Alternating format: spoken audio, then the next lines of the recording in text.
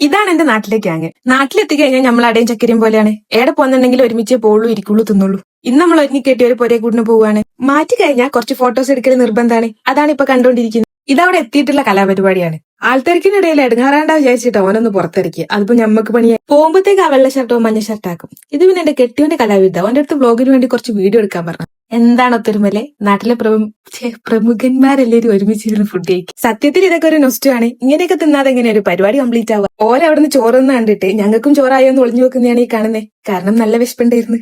അധികം വെയിറ്റ് ചെയ്യാണ്ട് തന്നെ ആ വിളി വന്നു. ചോറുന്നാളുള്ള ഒരു പന്തലോട്ട് പോരിയും. അപ്പൊ പിന്നെ വേഗം പോയി ചോറുന്നു. നല്ല അടിപൊളി ബീഫ് ബിരിയാണി ആയിരുന്നു. എനിക്ക് ഈ ബീഫ് ബിരിയാണി ഇഷ്ടമല്ല, പക്ഷെ അത് നല്ല അടിപൊളിയായി. ചോറുന്ന് കഴിഞ്ഞാൽ പിന്നെ കുറച്ച് റെസ്റ്റ് ടൈമാണ്. ആശാനുള്ളതുകൊണ്ട് അത് അടിപൊളിയായിരുന്നു. ആരും മര്യാദക്ക് ഇരിക്കാൻ പോലും സമ്മതിച്ചിട്ടില്ല. പിന്നെ വെറുതെ ബാൽക്കണി ഇരുന്നിട്ട് പന്തലിൽ പണിയെടുക്കുന്ന കെട്ടിയോണ്ട് ഇറങ്ങാറൊക്കെ അതൊരു കൈൻഡ് ഓഫ് ഹാപ്പിനെസ് ആയിരുന്നു. വെറുതെ ഒരു മനസ്സു. പിന്നെ നമ്മള് കുഞ്ഞിപ്പെണ്ണ് വന്ന് ഓടോടിയും കുറച്ച് കളിച്ച്. പക്ഷെ അതൊന്നും കുറച്ചധികം നേരം നീണ്ടു നിന്നില്ല.